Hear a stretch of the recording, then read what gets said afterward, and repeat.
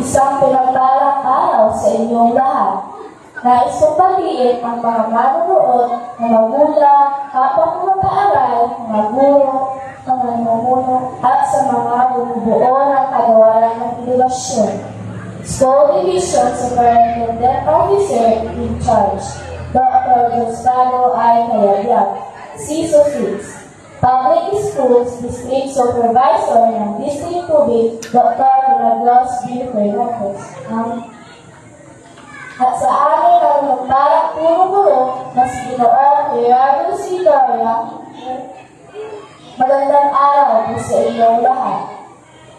Una sa lahat ay nais ko po munang pasalamatan ang Panginoong Diyos sa pagbibigay na sa akin ang pagkakataong magsalita at magbigay ng mensahe. Tumating na po ang isa sa pinaka-special na araw para sa akin at maging sa kapwa ko magsisipag tapos sa Ana Elementary School. Sadyang napakasaya ng buhay elementarya. Maraming masasayang araw kasama ang ating mga kaklase. Mamalaon ay naging matalik ko kayo. Kwentuhan, tawanan at biruan. Ang pinaka-nanilis ko, matuto ako mag-isa at makisama, lalo na sa pagsali sa mga programs at activities ng aming kaaralan.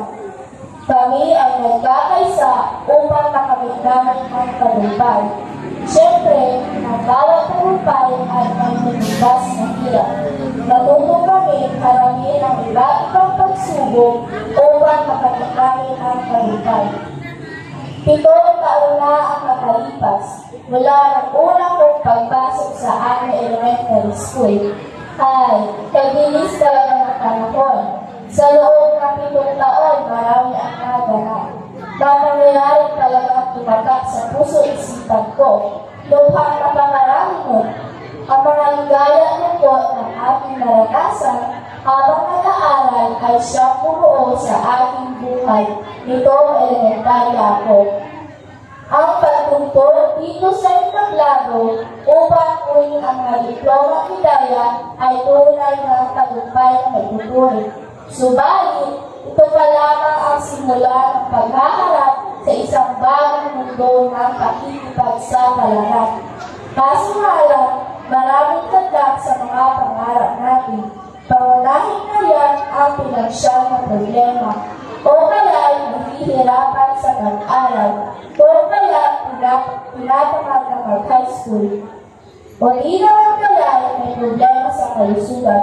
Kung ano pa man yan, tulad ng sinabi ko, hindi tayo panabayaan ng Diyos basta magpakatagal lang tayo sa oras ng pagsubok. Ang kabanata ng ating buhay elementarya ay magtatapos na. Ngunit, sa pagtatapos nito, isang bagong panimula ang ating haharapin tungo sa pagbabago at pagkatuto. Nais ko po pasalamatan ang lahat ng mga taong naging bahagi ng masaya na kulay kong buhay ngayong elementarya.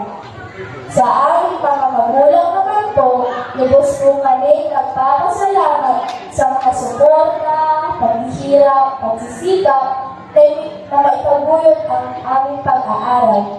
Marami pong salamat sa walang sawang pagmamahal ay binibigay niyo sa amin, sa walang sawang pagbibigay ng gabay at pagmulay sa amin. Pangako po namin na makakabawi at tutuklasan namin ang lahat ng inyong paghihirap at pagsisikap. Alam po namin kung saan lang namin ito sabihin o bakit. Sa inyo na mahal po namin kayo at maraming pong salamat sa lahat. Sa lahat ng mga guro ng grade 6 at section 9. Sa po ng aming mga mag-aral, nais po namin ipabatid ang aming taus-pusong pasasalamat sa inyong walang kapagurang paglilingkod at pagtuturo sa mga estudyante. Sa aming mga naging guro mula kinder hanggang grade 6. Pati na rin ang principal namin, si Ginoong Gerardo C. Doria, tanggapin ko po ang aking sinserong pasasalamat.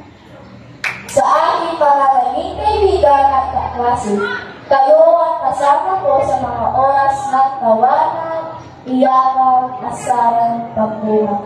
Sana sa paghihiwalay-hiwalay natin ay lalakarin natin sa ating puso ang mga alaala ng ating pinagsamahan. Salamat sa pakikinig Diyos sa ating mga kwento, inay at kasiyahan. Sana sa hinaharap, paalala ko na minsan ay naging kaibigan at bahaya ko ng buhay mo. Kaya naman sa mga kapwa mo magsisipagtapos, pagbutihin natin ang ating pag-aaral at sulihan ang paghihirap at pagsisikap ng ating mga magulang upang pagpaguyod ang ating pag-aaral. Para sa huli kong mensahe, hindi ko malilimutan ang magagandang alaala mga aral na natutunan ko sa Ara Elementary School. Dadalhin ko ito hanggang sa makamit at mabuo ko ang ating mga pangarap. Muli, ako si Julia Velasco ng Promesa, graduate ng Ara Elementary School.